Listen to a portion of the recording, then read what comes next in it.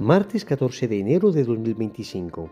Tres mensajes del Evangelio de hoy, tomado del Evangelio de San Marcos, capítulo 1, versículos del 21 al 28.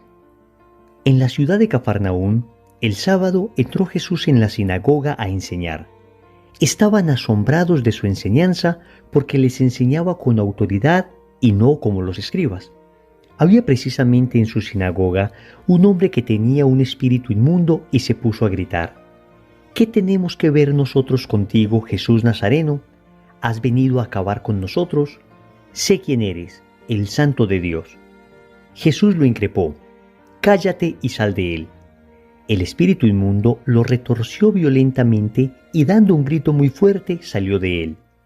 Todos se preguntaron estupefactos: ¿Qué es esto? Una enseñanza nueva expuesta con autoridad.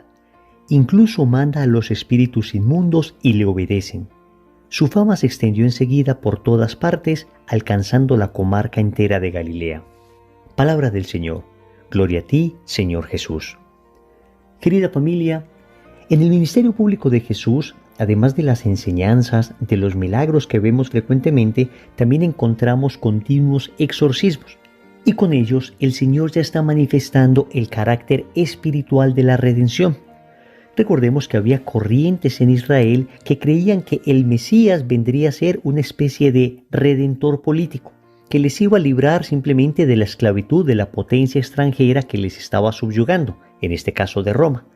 Pero el Señor venía a liberarnos de una esclavitud peor. Nos venía a liberar de la esclavitud del demonio y de la esclavitud del pecado.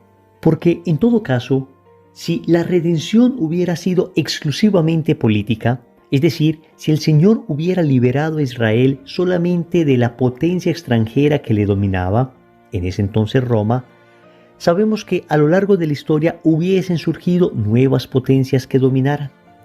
Esta es la triste realidad del corazón humano. Siempre hay unos queriendo imponerse sobre otros. Siempre hay unos queriendo gobernar sobre otros de manera injusta. Por eso el Señor vino a redimirnos de algo más profundo. Nos vino a redimir del pecado, porque es el pecado en el corazón del hombre el que genera todo este tipo de esclavitudes, el que genera todo este tipo de injusticias. Vamos entonces a meditar tres mensajes de este Evangelio. Primero, que tus obras hablen por ti. Segundo, no solo es saber, es vivir. Tercero, estás en combate espiritual. Vamos con el primer punto, que tus obras hablen por ti. El Evangelio nos dice que las personas estaban asombradas de la enseñanza de Jesús porque enseñaba con autoridad y no como los escribas. Y al final del Evangelio se dice que todos estaban estupefactos y se preguntaban: ¿qué es esto? Una enseñanza nueva expuesta con autoridad. Y se sorprenden porque incluso el Señor mandaba a los espíritus inmundos y estos le obedecían. Esto, por supuesto, logró que la fama del Señor se extendiera por todas partes. Queridos amigos, aquí estamos viendo la autoridad de Jesús que reposaba no solamente en sus palabras, sino en sus acciones. El Señor no solamente predicaba hermoso, el Señor no solamente tenía un mensaje contundente, el Señor no solamente tenía fuerza en sus palabras, sino que sus palabras estaban respaldadas por sus hechos. Y de tal manera el Señor estaba predicando contra el mal, que ese mal incluso salía de las personas. De tal manera era la autoridad contra el demonio, que el demonio efectivamente salía de la gente. La coherencia de Jesús les llevará hasta la cruz. El Señor respaldará incluso con su propia vida todo lo que ha dicho. No va a ceder absolutamente en nada. Esto después harán los apóstoles, cuando mueran mártires por aquello que creen, por aquello que predicaban. Y es el Evangelio el que hoy nos está invitando a nosotros a hacer lo mismo. Y esto es particularmente importante en nuestra cultura. Una cultura que tal vez se cansó de discursos, pero que está sedienta de testigos. Una cultura que se cansó de que la gente hable bonito y no viva aquello que habla. Se cansó de que la autoridad dependa de un papel que le dan a una persona y no del testimonio de su vida coherente. Por eso el Evangelio hoy nos habla y nos pide que seamos coherentes. Nos pide que nuestras obras sean más elocuentes que nuestras palabras. He dicho esto en varias ocasiones, pero me encanta repetirlo. Alguna religiosa española decía que hoy los jóvenes escuchan a través de sus ojos. Es bastante curiosa la expresión, pero lo que trata de decir es que están cansados de discursos, pero quieren ver testigos, quieren ver personas que viven aquello que predican, que viven aquello que creen, personas que tienen autoridad, porque no solo hablan, sino que viven conforme a aquello que hablan. Y eso nos lleva al segundo punto. No solo es saber, es vivir.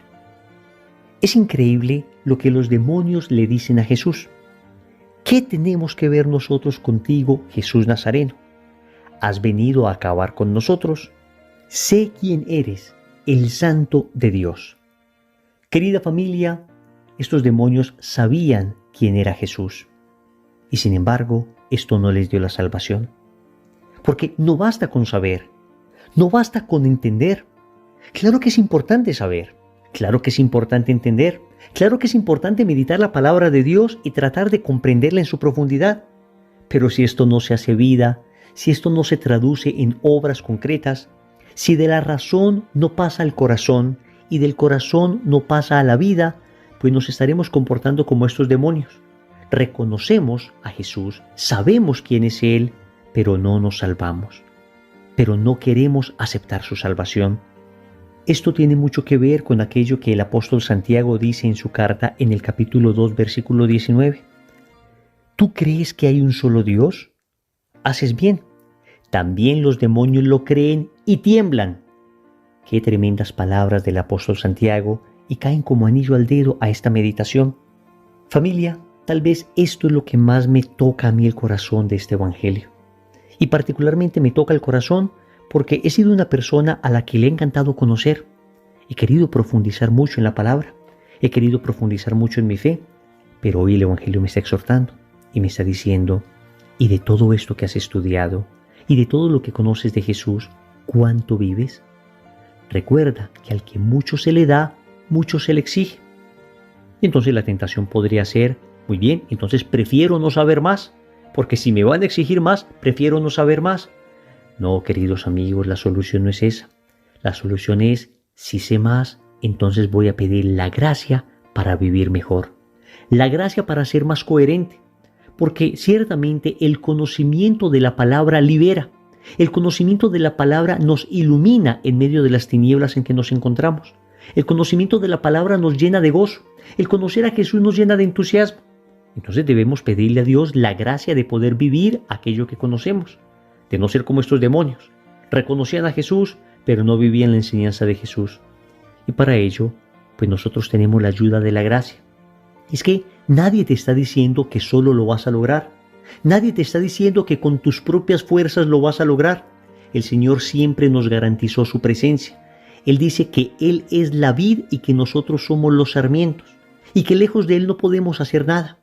Es decir, la única manera para que la palabra de Dios no se quede solamente en nuestra cabeza, sino que baje al corazón y del corazón llegue a nuestras manos, a nuestras obras concretas, la única manera es pedir a Dios la gracia.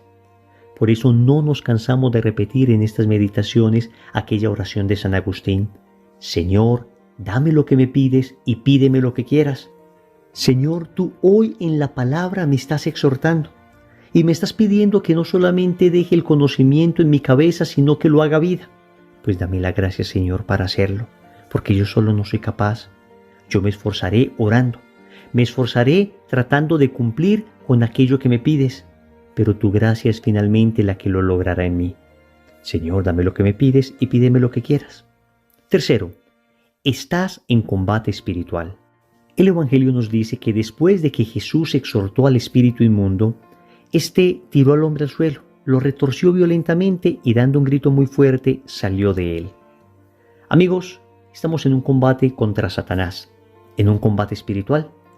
Tradicionalmente la teología espiritual ha dicho que tenemos tres grandes enemigos de nuestra alma: el mundo, el demonio y la carne.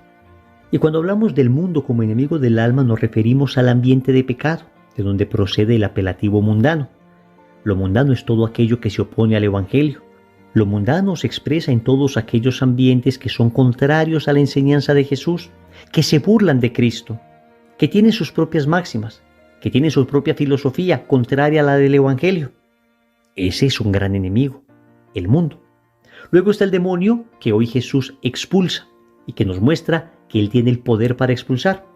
Finalmente está la carne, que se refiere a la sensualidad, a los apetitos desordenados que tenemos dentro de nosotros. Son tres enemigos del alma que de alguna manera nos llevan al más importante de todos nuestros enemigos, que es el pecado. Porque cualquier otro enemigo finalmente podrá matar nuestro cuerpo, pero solo el pecado puede matar nuestra alma eternamente. Esto significa que hay que combatir, significa que hay que luchar. Por eso el apóstol San Pablo en la carta a los Efesios, en el capítulo 6, versículo 10, nos exhorta para el combate. Y así dice: por lo demás, fortaleceos en el Señor y en la fuerza de su poder. Revestíos de las armas de Dios para poder resistir a las acechanzas del diablo. Porque nuestra lucha no es contra la carne y la sangre, sino contra los principados, contra las potestades, contra los dominadores de este mundo tenebroso, contra los espíritus del mal que están en las alturas. Hasta aquí la cita del apóstol San Pablo. Amigos, significa que debemos ser valientes y debemos pedir a Dios la gracia para poder combatir. El Señor no te va a abandonar, pero tienes que entender que la vida espiritual implica eso: combate, esfuerzo, trabajo interior. Hay personas que quisieran vivir una espiritualidad solamente de tranquilidad, de paz, de serenidad, algo así como lo que propone la nueva era. Déjame decirte que la espiritualidad cristiana sí encuentra la paz, pero solo como fruto del combate. La paz para los cristianos no es un fin en sí mismo, sino una consecuencia del cumplimiento de la voluntad de Dios. Estas espiritualidades más bien importadas de Oriente, estas espiritualidades que se agrupan en lo que conocemos como la nueva era, le han hecho mucho daño a las personas católicas, porque nos han hecho creer que se puede vivir la vida espiritual sin ningún tipo de lucha, sin ningún tipo de combate. Y el Señor nos ha dicho con toda claridad que el que quiera venir en pos de Él debe negarse a sí mismo, cargar su cruz y seguirle. Cuando cumplimos la voluntad de Dios, cuando combatimos adecuadamente, entonces se obtiene la paz interior, la paz de saber que estamos viviendo conforme a lo que Dios enseña. Y ahí se cumple lo que dice una bellísima oración litúrgica: en tu voluntad, Señor, está mi paz. Oremos. Amado Señor, hablabas con autoridad y vivías con autoridad, y hoy nos exhortas a nosotros para que nuestras obras hablen más que nuestras palabras. Y eso es una gracia que te pedimos hoy, porque solos no somos capaces. Sí, Señor, nos encanta escuchar tu palabra, nos encanta instruirnos con aquello que nos enseñas, pero en ocasiones no vivimos aquello que tú nos dices. Por eso hoy pedimos la fuerza de tu Espíritu Santo para poder ser coherentes, para poder ser consistentes en nuestro interior, que aquello que creemos sea lo mismo que vivimos. Y esto, Señor, implica un combate. Y si no es tu gracia la que combate en nosotros, vamos a perder. Por eso te lo digo hoy una y mil veces: Señor, dame lo que me pides y pídeme lo que quieras. Amén. Recordemos entonces: primero, que tus obras hablen por ti. Segundo, no es solo saber, es vivir. Tercero, estás en combate espiritual. Compromiso. Les invito para que oremos a San Miguel Arcángel con la bellísima oración compuesta por el Papa León XIII, que empieza diciendo: San Miguel Arcángel, defiéndenos en la pelea. En el nombre del Padre, y del Hijo, y del Espíritu Santo. Amén.